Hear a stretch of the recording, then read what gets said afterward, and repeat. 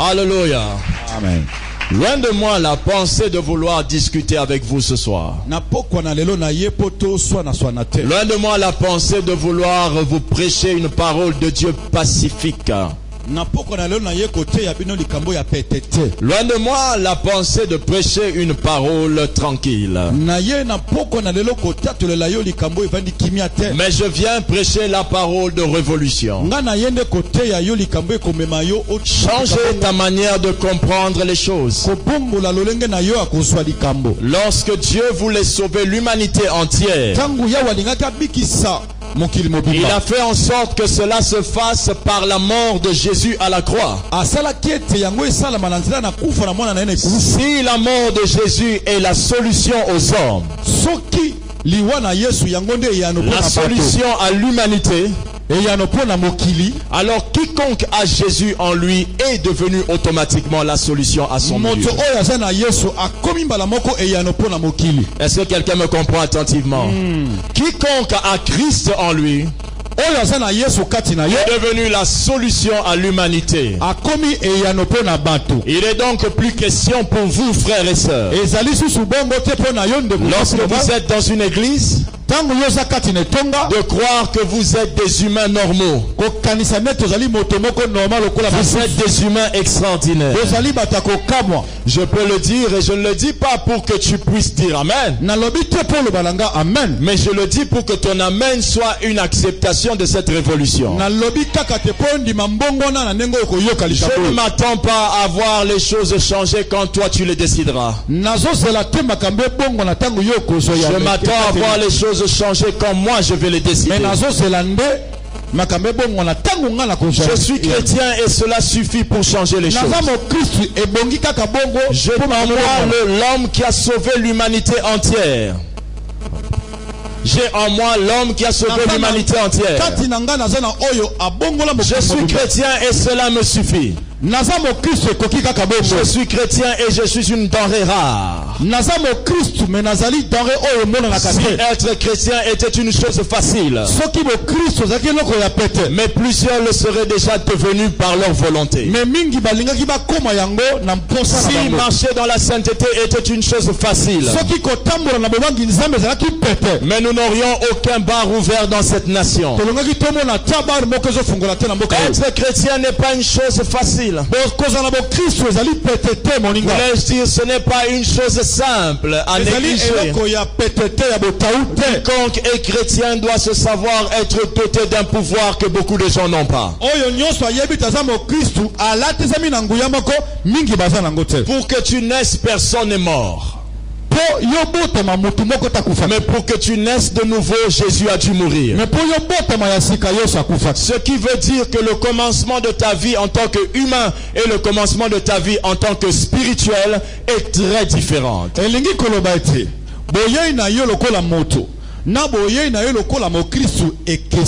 Alléluia. Amen. Si le jour de ta naissance il y avait des cris de joie, le jour de notre naissance spirituelle est passé par la mort de quelqu'un. Dans le domaine de la royauté, si le prince meurt, il faut trouver un des frères du prince. Notre prince est mort. Et lorsqu'il ressuscite, il n'accepte pas de rester sur terre, mais il monte en nous laissant la possibilité de régner sur terre à sa place. Être chrétien doit changer dans votre esprit. Cette signification doit changer dans votre esprit. Oh, ne vous attendez pas que je vous prêche en disant être chrétien, c'est avoir l'amour dans son cœur. Je sais que vous le saviez déjà. Vous avez manifesté l'amour pendant longtemps. Et malgré cela, on vous a tué. Malgré cela, on vous a volé. Votre amour n'a pas pu remporter la victoire sur la haine de vos ennemis. Pour la simple raison que vous n'avez pas compris que aimer c'est donner. Si vous avez de l'amour en tant que chrétien, sachez que vous devez donner aux gens des solutions. Je suis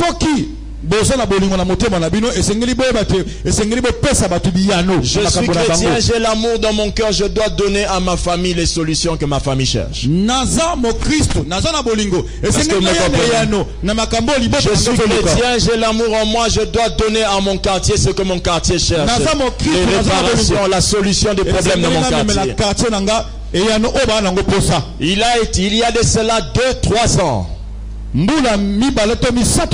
église a commencé il y a 4 ans bientôt, 4 ans. Une église est venue ici à Delvaux. Le jour où l'église ouvrait ses portes, le pasteur s'est levé sur le haut de la chaire et a commencé à prophétiser. Il a dit parce que nous sommes une église de Dieu. Je déclare que dans ce quartier, les infrastructures doivent venir ici. Il a dit au haut de la chair. Et comme nous sommes une église de Dieu, qu'il y ait de nouvelles constructions dans Delvaux à cause de notre présence. Il y avait beaucoup de témoins ce jour-là qui entendaient ces paroles de déclaration. S'ils sont ici, qu'ils lèvent leurs mains. Amen. En ce jour-là, je prophétisais sur la commune. Je proclamais en disant dans la commune. Nous étions en très petit nombre. Et je prophétisais sur la commune le changement et la métamorphose de ma commune. Parce que je sais une chose. Je n'ai pas en moi un Jésus qui est venu pour observer ou analyser les choses. J'ai un Jésus en moi qui est venu donner des solutions spirituelles, économiques, physiques à mon pays, ainsi qu'infrastructurelles. Je prophétisais sur cette commune en demandant que les choses, que les infrastructures s'élèvent. Qu'il y ait dans cette commune des banques, qu'il y ait dans cette commune des infrastructures étatiques. Je n'ai pas posé la question aux responsables des institutions de la place. Je n'ai pas posé la question à RTL, à Vodacom ni à Tigo. Je n'ai pas posé la question à Procrédit, à Robank ou quiconque.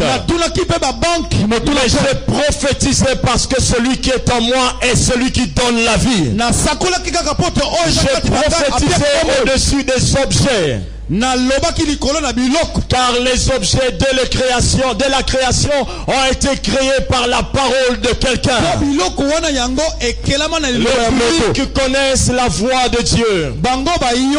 Les briques connaissent la voix de Dieu.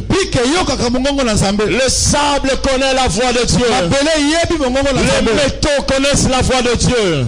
Toutes ces choses ont été créées par la parole de Dieu. Alors en tant que chrétien, je ne pense pas qu'il faut que vous continuiez à regarder votre chrétienté comme un sentiment de faiblesse. Mais vous devez changer votre manière de raisonner et de réfléchir. Pendant 15 jours, des hommes vont parler de la chrétienté. Non pas pour vous emmener tout simplement à les observer, mais vous emmener à une révolution chrétienne. Après les constructions qui ont eu lieu à Delvaux, je prophétise et je proclame. Je prophétise et je proclame qu'à l'ouverture du marché de Delvaux, qu'il soit l'un des marchés les plus attractifs de la nation. La commune dans laquelle je suis retrouvera ses couleurs. Les autorités reviendront habiter dans ma commune.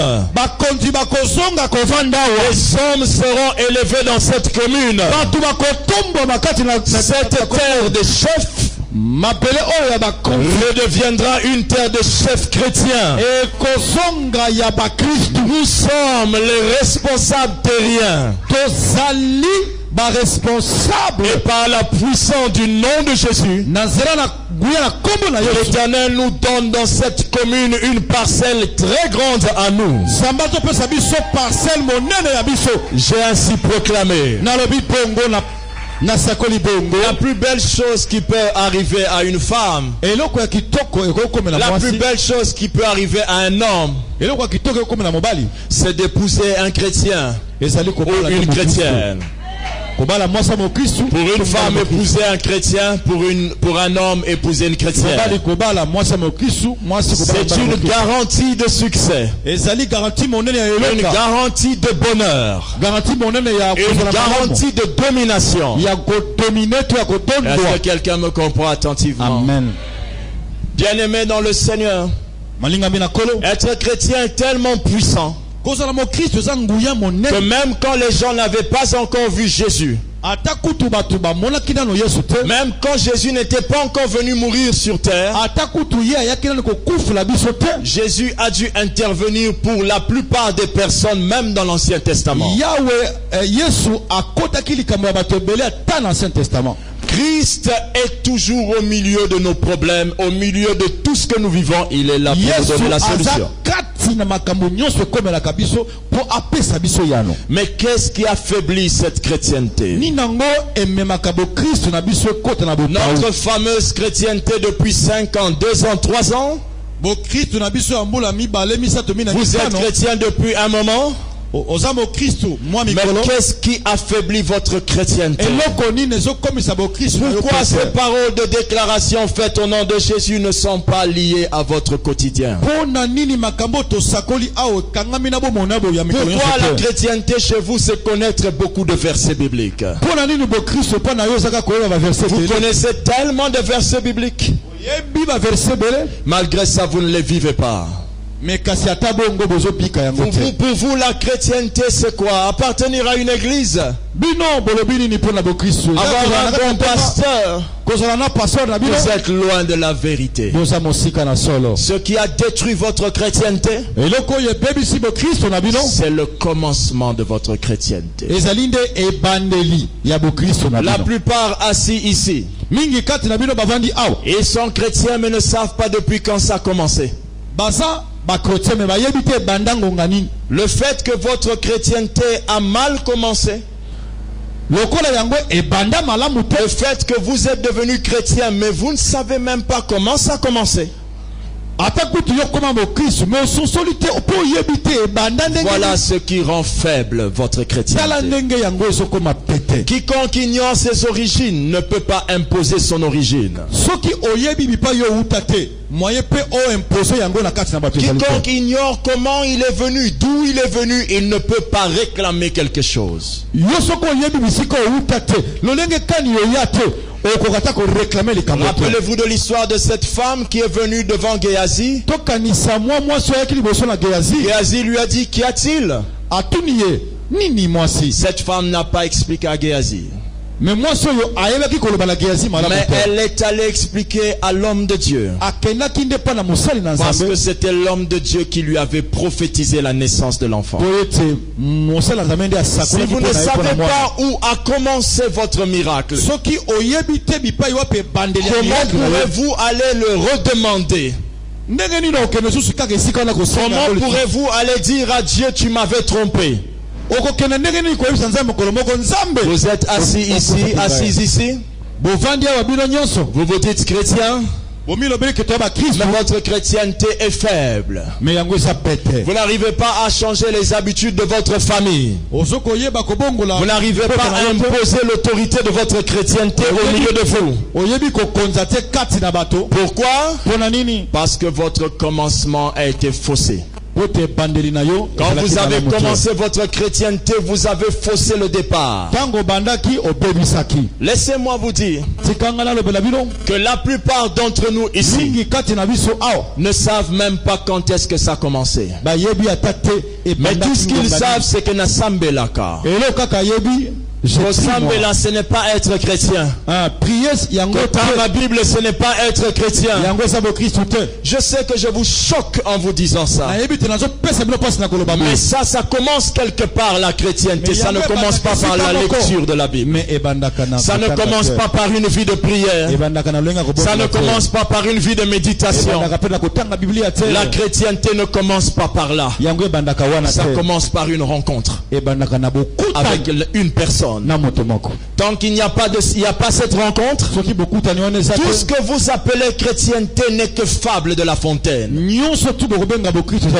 Raison pour laquelle vous criez au nom de Jésus, vous priez au nom de Jésus, mais vous êtes des éternels délivrés, des éternelles délivrances, des éternels bitumba, combat spirituel. Le commencement a été faussé. Ai-je le droit de vous poser la question pourquoi vous avez faussé le commencement? Oui. La Bible dit que Paul s'est retrouvé un jour devant des chrétiens. Il leur a posé la question. Je vais paraphraser les textes de Actes des Apôtres chapitre 19. Chapitre 19. Jusqu'au verset 5. Même verset 6. Il dit à ses disciples,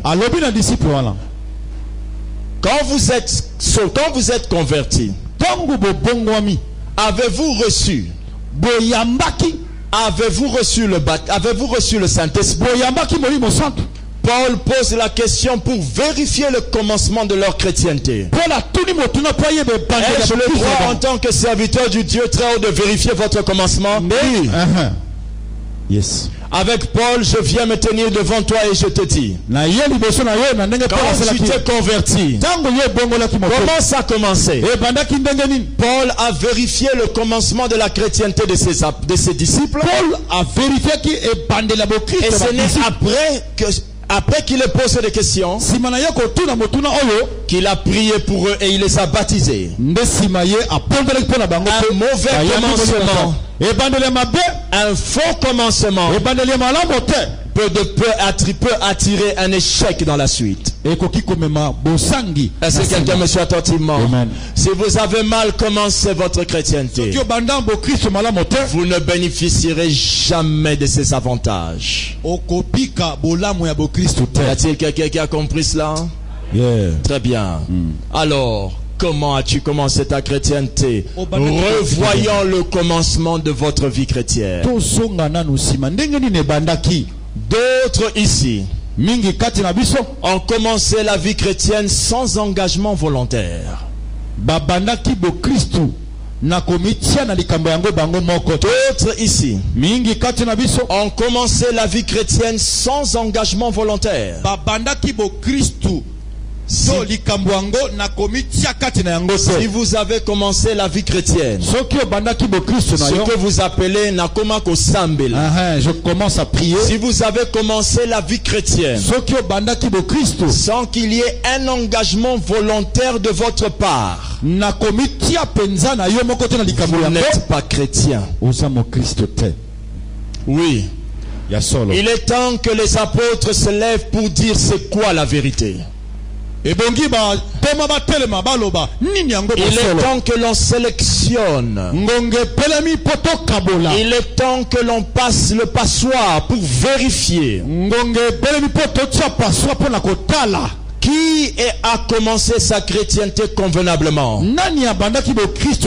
Les uns ici ont commencé leur chrétienté, comme je l'ai dit, sans engagement volontaire. Ma Bible dit dans le livre d'Apocalypse 3:20, texte populaire. Voici, je me mets à la porte et je me tiens à la porte et je frappe. Si quelqu'un entend ma voix et ouvre la porte, j'entrerai chez lui, je souperai avec lui et lui avec moi. Jésus n'est pas un mercenaire.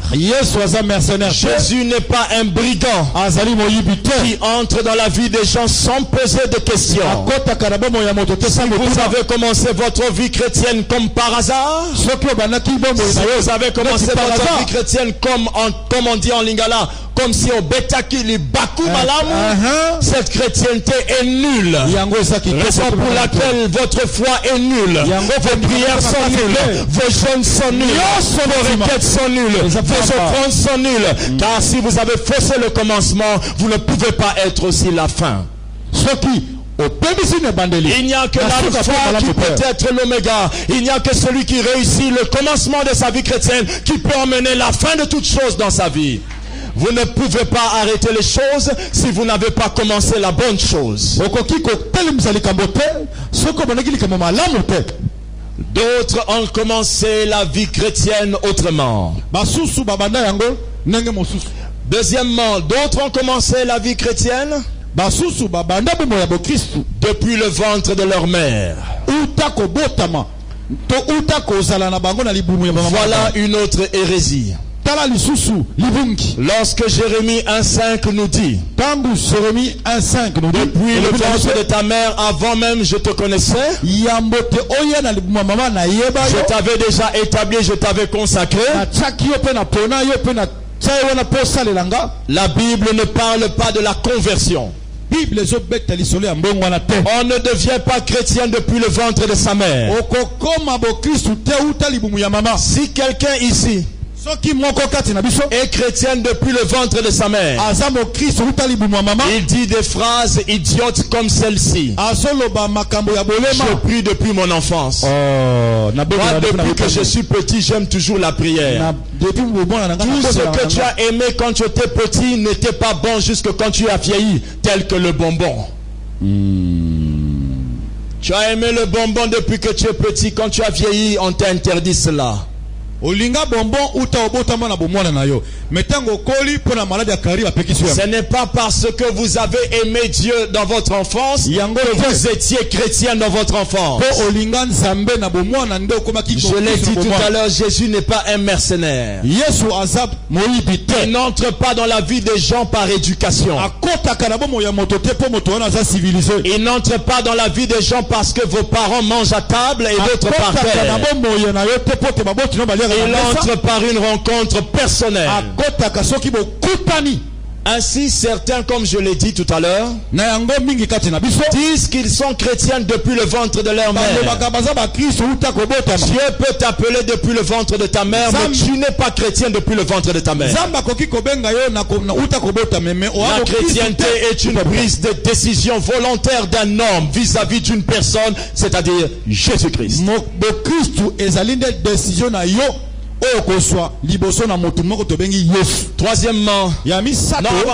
Troisièmement, la Bible dit ceci.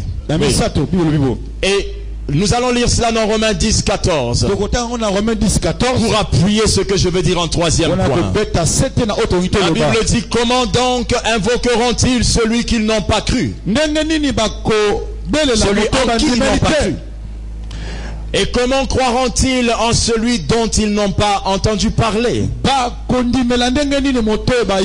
comment en entendront-ils parler s'il n'y a personne qui prêche? Troisième faux commencement. Un autre faux commencement de chrétienté que nous remarquons. D'autres disent qu'ils sont chrétiens sans avoir répondu au message du salut. Pour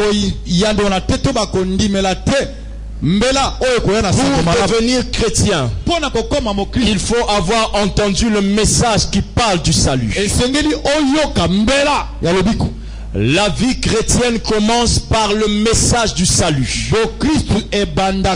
Si vous n'avez pas entendu un message du salut, vous n'êtes pas sauvé. Jésus pouvait sauver tout le monde, mais il a pris tout le temps de sa vie à annoncer la bonne nouvelle du salut afin que les gens croient en quoi? En la bonne nouvelle.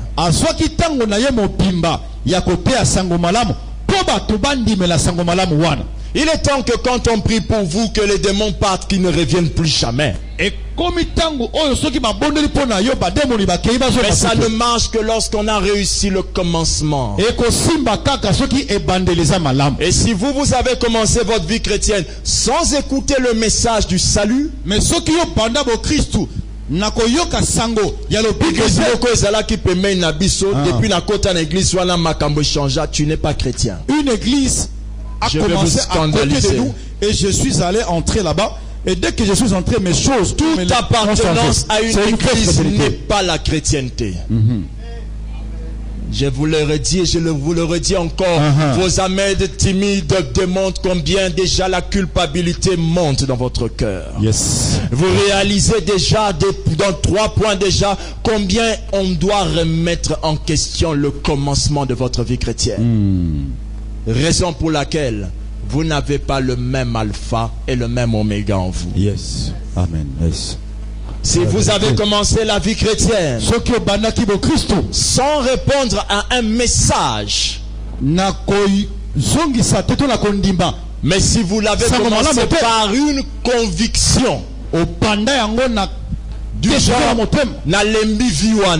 je suis fatigué à vivre comme ça. Être fatigué d'une mauvaise vie ne veut pas dire que nous sommes convertis. Il y a des centres psychiatriques capables de faire changer le raisonnement de quelqu'un. Il y a des centres psychologiques capables de vous remettre sur le droit chemin. Mais ce n'est pas être sauvé. Être sauvé, c'est entendre un message qui te dit que Jésus est mort pour toi. Qu'il est mort pour tes péchés. Qu'il est mort pour que toi tu ne partes pas en enfer. En écoutant ce message, tu prendras conscience de l'amour qu'il a pour toi. Tu te verras sale. Tu te verras sale. Et alors tu demanderas au Seigneur de te sauver. Sans ce message-là, même si votre pasteur prêche bien, il a une église des inconvertis. Il a une église de païens. Il a une église de frères et de sœurs qui n'ont jamais reçu dans leur cœur Jésus le Sauveur.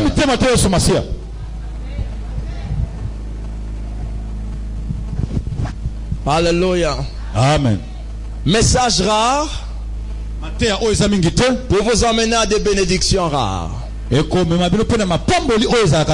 emmener à des dimensions rares.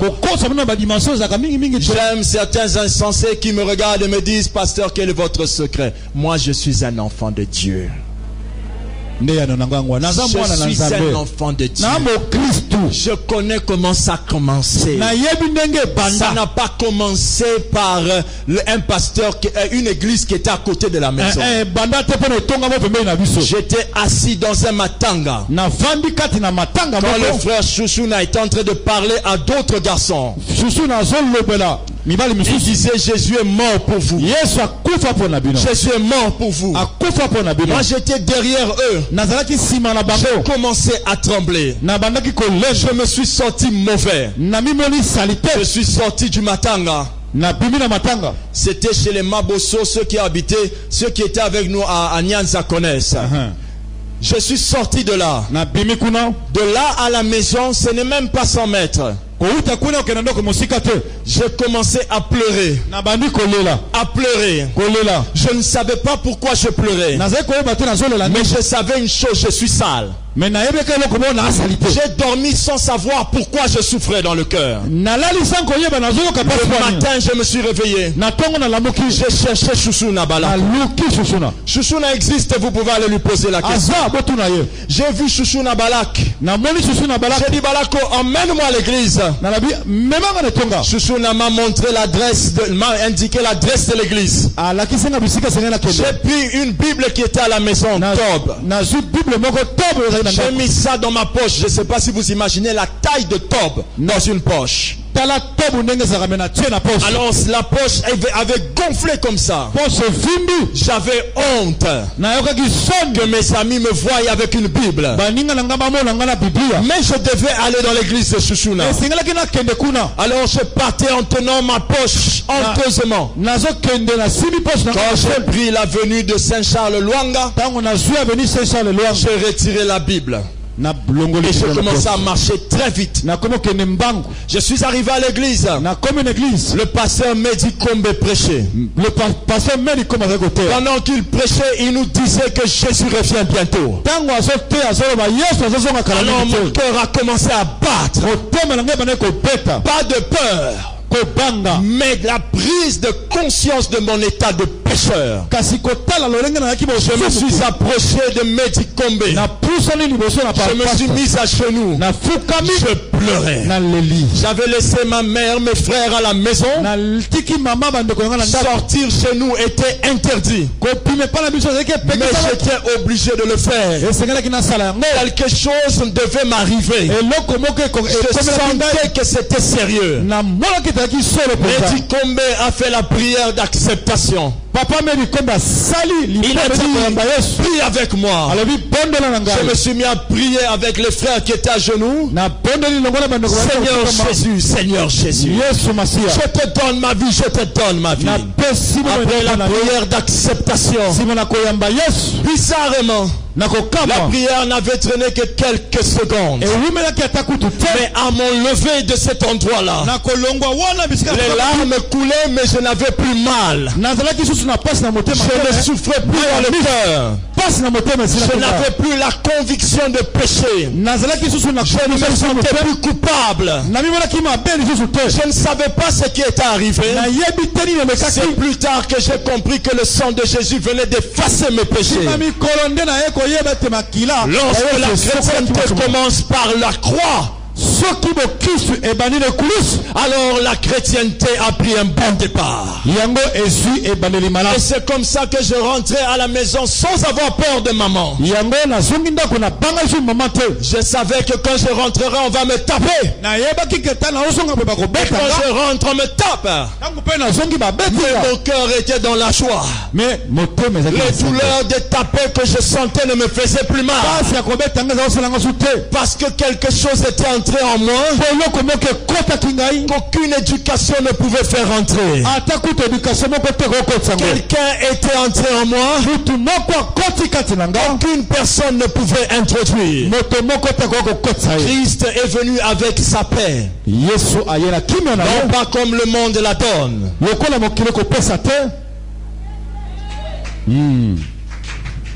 Alors je sais comment ça a commencé.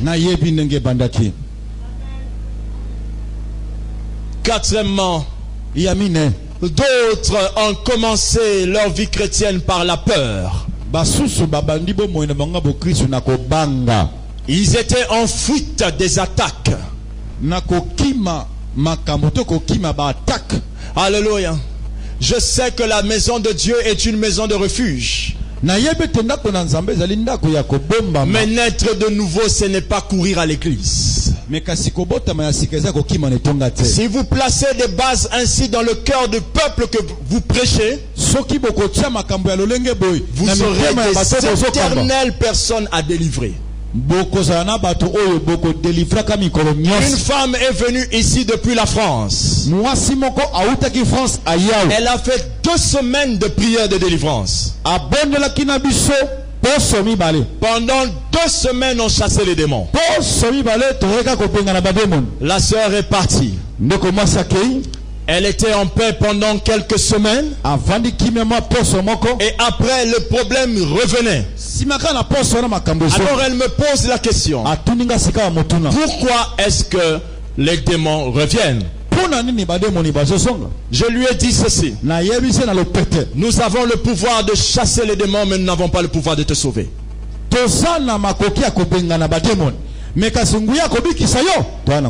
Ainsi je te demande, là où tu es, dis à Jésus, entre dans ma vie, sauve mon âme. La sœur a prié. depuis Paris, nous à Kinshasa. Elle nous a écrit dernièrement que pendant qu'elle priait, elle a vu un être humain sortir d'elle et tomber mourir. C'était pour la première fois qu'elle voit une chose pareille. Alors elle n'avait même pas peur. Elle sentait une paix extraordinaire. Et il y avait à côté d'elle une personne glorieuse. Alors elle savait que quelque chose s'était passé, mais elle ne comprenait pas quoi. Tu as vu tous les 2 semaines que tu as fait à Kinshasa? Jésus a réglé ça en un jour. Et à présent tu es totalement Alléluia. Amen. Ainsi, d'autres ont commencé leur vie chrétienne par la fuite, la peur. Ils dormaient mal. Il est allé voir un pasteur. Tout a commencé par là. Et lorsqu'il vient témoigner dimanche, il dit Bandeko Alléluia, et un peuple insensé dit Amen. Alors il commence à témoigner en disant je ne dormais pas bien depuis qu'on a prié pour moi. Maintenant je commence à bien dormir. Le peuple insensé dit Amen. Mais dans aucun moment, cette personne glorifiera le Seigneur Jésus. Dans aucun moment, cette personne dira ce que Jésus a fait. Et vous remarquerez qu'elle dort en paix, mais elle n'a pas abandonné la bière. Elle dort en paix, mais elle n'a pas abandonné l'impudicité. Quel est ce sauveur? Il sauve en partie. Celui qui vous a sauvé, vous, je pense qu'il n'est pas dans la Bible. Arrêtez ce mensonge ignoble. Il est temps que vous vous convertissiez et que vous vous repentiez et que vous vous convertissiez. Il est temps que vous receviez Jésus dans votre vie. Que votre chrétienté commence aujourd'hui. Alléluia. Amen. J'étais en train de dormir après avoir prié intensément pour l'onction de guérison. J'ai entendu un homme venir vers moi. Je savais que c'était une théophanie, une représentation de Dieu. Alors cet homme a pointé du doigt. Il a dit, moi j'étais ici, il pointe du doigt de l'autre côté, il dit, mettez Christ au centre. C'était un ordre. Ce dont je vous parle, j'étais en train de prier pour l'onction de guérison. Je suis en train de me préparer pour Vénus. Et je prie pour l'onction de guérison. Je prie que Dieu me oigne comme jamais. Et tout ce qu'il trouve à me dire, mettez Jésus-Christ au centre. Alors là, j'ai compris une chose. Il n'y a pas de guérison assurée. Il n'y a pas de guérison véritable si Christ n'est pas au centre.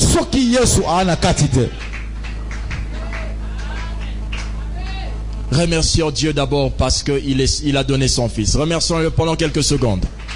Remercie-le. Remercie-le. Père, nous te bénissons, nous te rendons grâce de nous envoyer Jésus. Sans Jésus, nous n'aurions pas goûté aux choses les meilleures. Sans Jésus dans ma vie, qui suis-je, Seigneur? Sans Jésus dans ma vie, où est-ce que j'allais me retrouver aujourd'hui? Sans Jésus dans ma vie, comment connaîtrais-je le merveille de ta loi? Oh, merci. Merci pour ce grand privilège. Merci pour ce grand privilège. Merci de nous doter Christ, Seigneur, le Sauveur, mon salut, ma paix. Sans Jésus, comment est-ce que j'allais connaître ces choses? Sans Jésus, comment est-ce que j'allais connaître des révélations cachées pour tes bien-aimés? Au nom de Jésus. Amen. Si vous avez commencé votre chrétienté par la peur, alors vous êtes en danger.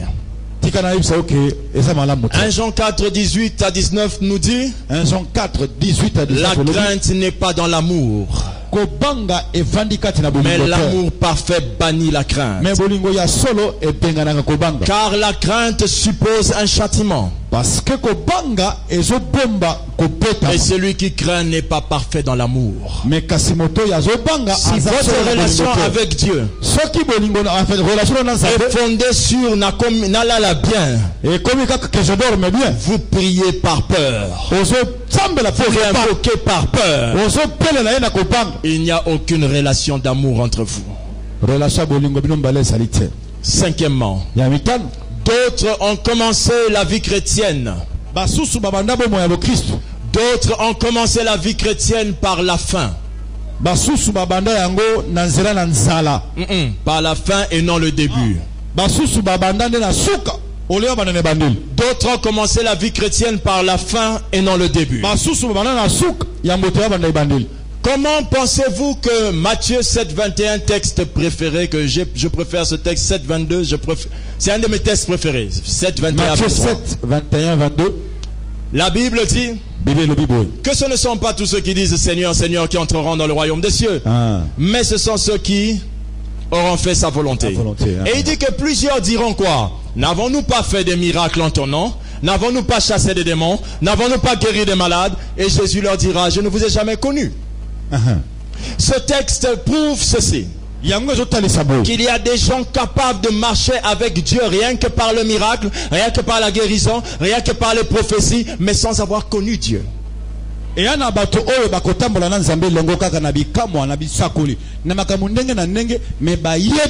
Ainsi, commencer la chrétienté par la fin et non le début veut dire quoi? Vous prophétisez sans avoir renoncé au péché. Vous êtes capable d'avoir des visions, mais vous n'avez pas abandonné le mal. Vous êtes capable de prier pour quelqu'un et Dieu agit, mais vous n'abandonnez pas la bière. Et vous nous racontez, pasteur, cette manière d'être sauvé à petite échelle, à petit feu, n'est pas biblique. Nous ne sommes pas sauvés par des doses de pénicilline, par des doses de piqûres au fur et à mesure, après ce traitement à salut. Non.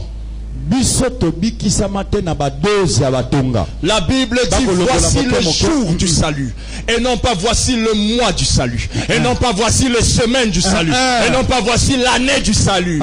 Non, le jour. Ça commence en un jour. On a commis. Voilà, je sais, c'est pas biblique. Petit à petit, pasteur. Je ne connais aucun verset biblique qui appuie le petit à petit.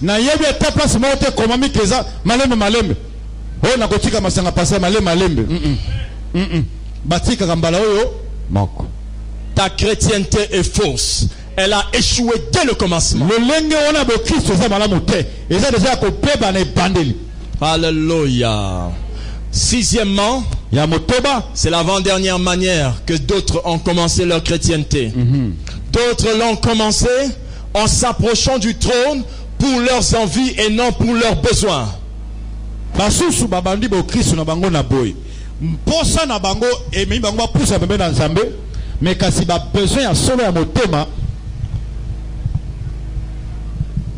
D'autres se sont approchés. Ils sont devenus chrétiens en s'approchant du trône pour leur envie et non leurs besoins. Messieurs et madame, je sais que vous avez des envies pressantes. Les envies sont l'ensemble de la panoplie de choses qui satisfait le cœur de l'homme.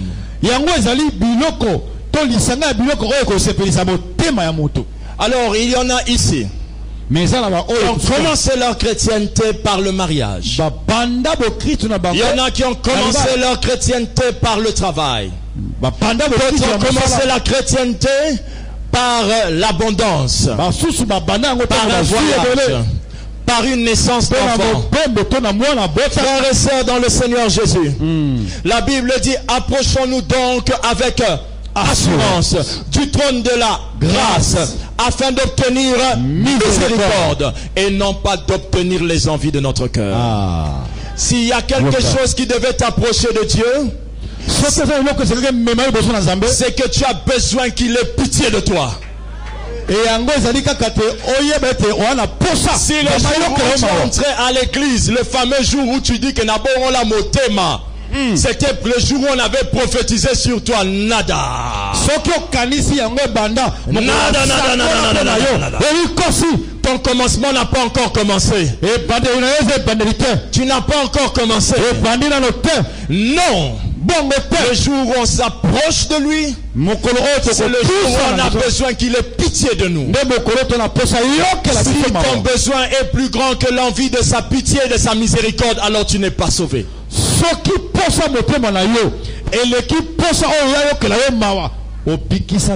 Raison pour laquelle je vous disais, je pleurais sans savoir pourquoi. Je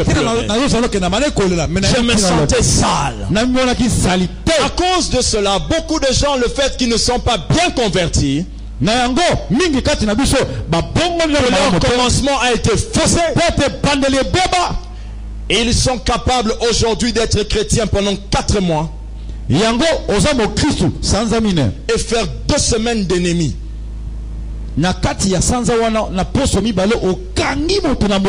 Capable de dire je suis fâché, Jakangibino ennemi, ne vous parle pas. Écoute-moi bien, ta position de diacre ne te sauvera pas. Ta position de papa ne te sauvera pas. Et chantre ne te sauvera pas. Pasteur, papa pasteur, maman ya pasteur, maman pasteur, mwana ya pasteur, mwana ya pasteur, koko ya pasteur, ne te sauvera pas. Tu as 4 mois de chrétienté, 2 mois où tu es dangereux. Chrétien, non. Il y a même un temps, dans ta chrétienté, les gens doivent t'éviter parce que tu es énervé.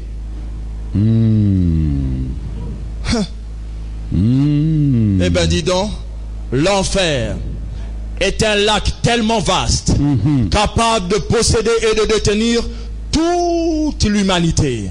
Parce que l'enfer n'a pas été fait pour les hommes. Elle a été faite pour Satan et ses anges, c'est-à-dire ses démons. Or, les myriades de démons qui ont été rebellés, qui se sont rebellés avec Satan, sont en plus grand nombre que les humains qui sont sur terre.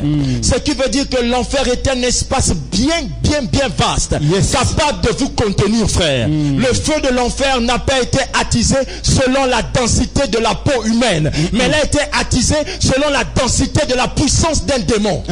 Alors va imaginer de consumer en enfer ce que ça veut dire.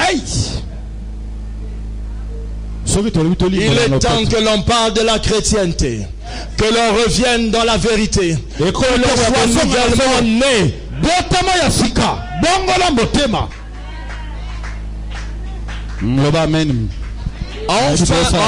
Enfin. D'autres l'ont commencé. Ont commencé la vie chrétienne sans la personne de Christ, mais ont bâti leur foi par la personne de leur leader chrétien. Ils ont bâti leur foi sans la personne de Christ, mais ils l'ont bâti sur la personne de leur leader chrétien, pasteur, prophète, docteur, évangéliste. Alléluia. La Bible me dit dans Romains 1:25, eux qui ont changé la vérité de Dieu en mensonge et qui ont adoré et servi la créature au lieu du Créateur, qui est béni éternellement. Amen. La plupart d'entre nous ici sont capables de marcher dans une chrétienté véritable à cause de la présence de leur pasteur. Vous êtes saints quand vous êtes ici. Vous êtes sérieux quand vous êtes avec le pasteur. Votre chrétienté se fonde sur l'homme. Quand votre pasteur voyage, vous voyagez aussi. Vous ne venez plus au culte parce que votre base de salut c'est l'homme. Vous cliquez sur mon Facebook, j'aime, et j'aime ça. Continuez à cliquer j'aime, c'est bon j'aime. Mais tous vos j'aime ne vous mettent pas dans la liste du royaume. Continuez à être mon ami sur Facebook. On en a 5000 amis, on a fermé le bouquet. Gloire à Dieu. Mais tous mes amis de Facebook n'iront pas au ciel. Je ne suis pas la porte du ciel. Je ne suis pas la porte de votre salut. Arrêtez d'être sérieux quand je suis là. Arrêtez de venir à l'église parce que je viens. Arrêtez de venir à l'église parce que je suis à Kin. Je ne suis pas la base de votre salut. Votre salut doit se fonder sur la personne de Jésus et non pas sur le fanatisme de Lévi. Vous avez adoré la créature au lieu du créateur. Vous êtes perdu quand vous faites de telles choses. Je ne suis pas votre sauveur. Je crois en Jésus. Et quiconque croira en la même personne que moi, celui-là sera sauvé. Si votre commencement c'est avec moi, arrête-toi aujourd'hui. Il est temps de faire demi-tour. Repartez au commencement. Et réparons le commencement maintenant. Alors je n'ai pas besoin de te dire que si cette parole t'a touché, ça serait ignoble de ma part. Car je suis conscient que tout ce que tu attends, c'est de te déplacer. Tu n'attends pas que je t'appelle, mais tu as pris conscience d'un fait. Et ce fait-là t'a fait comprendre que le commencement est raté.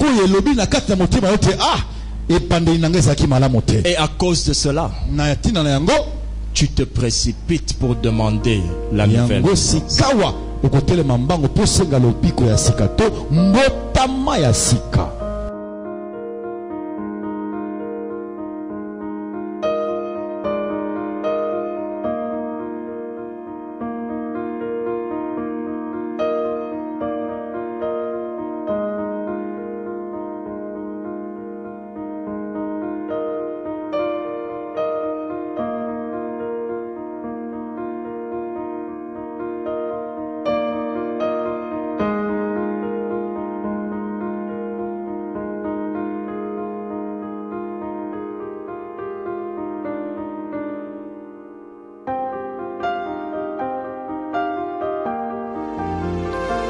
Tu as déjà entendu cette prière. Tu as même fait faire cette prière à quelqu'un. Mais ici, nous sommes en train de revoir notre commencement. Alors dis avec moi, Seigneur Jésus, Jésus-Christ mon Sauveur, je prends conscience que j'ai besoin de mon salut. Je prends conscience que j'ai besoin d'être sauvé. Je prends conscience que tu es mort pour moi. J'ai mal commencé avec toi. Mais aujourd'hui, j'ai entendu le message du salut. Et je te dis, Jésus, sauve mon âme. Pardonne-moi. Pardonne mes iniquités. Pardonne mes fautes. Efface mon iniquité. Efface ma condamnation. Que je devienne une nouvelle créature. Donne-moi ton Esprit Saint. Donne-moi ton Esprit Saint. Donne-moi ton Esprit Saint. Arrache-moi des ténèbres. Par la puissance du salut. Prends possession de ma vie. Et sois le maître suprême de ma vie. Merci Jésus. Merci Jésus. Parce qu'aujourd'hui, je ne me culpabilise plus. Je ne me culpabilise plus. Je n'ai plus peur. Je n'ai plus Je peur. ne doute plus. Je ne doute plus. Je suis conscient Je suis conscient que j'ai donné ma vie à Jésus. que j'ai donné ma vie à Jésus. Et que Jésus, tu es entré en moi. Que Jésus, tu es entré en moi. Alors je suis sauvé. Alors je suis sauvé. Je suis pur.